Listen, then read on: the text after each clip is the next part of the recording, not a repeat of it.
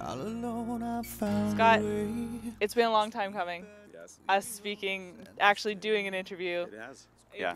It's been a while, Been but years. it's definitely been Yeah, years. I've been teasing you for years.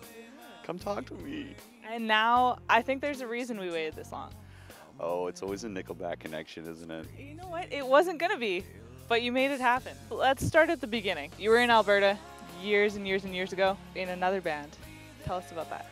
Village Idiot was a band that I started after coming out to Vancouver, doing a audio recording course, Trevis, and going into the second year, I was like, I'd rather be playing music, and I know these awesome guys back in Alberta. So I went back to Hannah, and I already was great friends with Chad and knew of his guitar abilities and had already been kind of just noodling around as a partnership with him.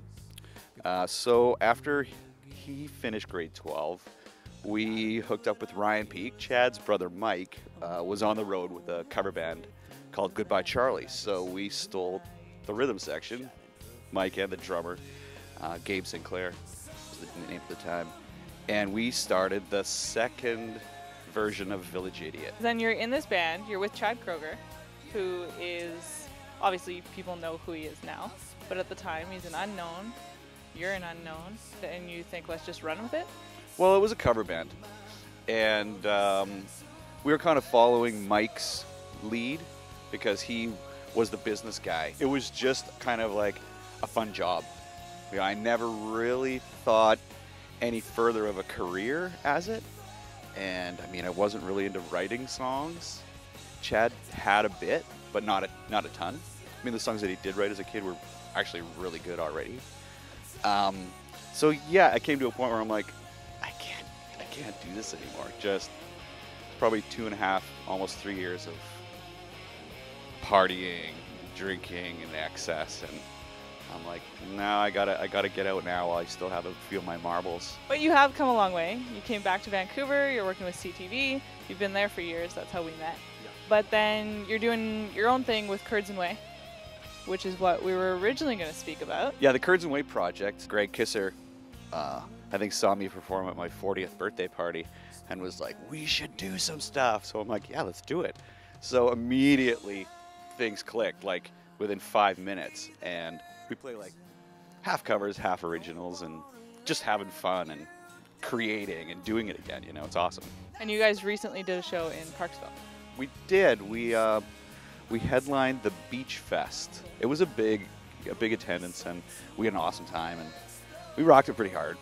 So you did that show, and then that brings us to this past weekend, which was huge for you, I think it's safe to say. Yeah, it was awesome. You went out to Hannah first. How did you get involved with that show there? Sean, the original drummer of Village Idiot, he put a little Hannah band together and covered a song that I did 19 years ago.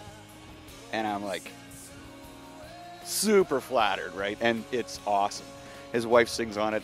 They brought it up a couple keys, right? And it's a little more high energy than I even had it.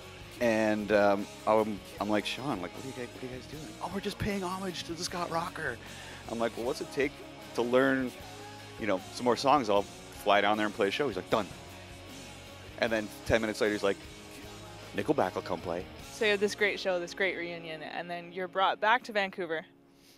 Were you originally going to the Nickelback show on the weekend? No, we weren't, but I kind of had this in my mind the whole time when I booked the flights. I'm like, Carla, let's make sure we're back in time for sound check. And she's like, what are you talking about, sound check? I'm like, well, they'll be asking me to play. You think so? I'm like, well, let's just book the flights, So the day after the Hannah show, Chad texted me. He's like, what? Let's play Suck My Kiss. When are you going to get into town in time? I'm like, oh, yeah, I should be there in time. Awesome. He's like, well, I'll get Daniel to start learning the song, their drummer. And I was like, well, Sean already knows it. Might as well just bring Sean. So they flew Sean and his wife out, too, and Sean got to play the drums. And we're not talking, we're not... 17,000 people, or I don't know how many were there. It was huge. Rogers Arena. It's so nice to see you living that dream.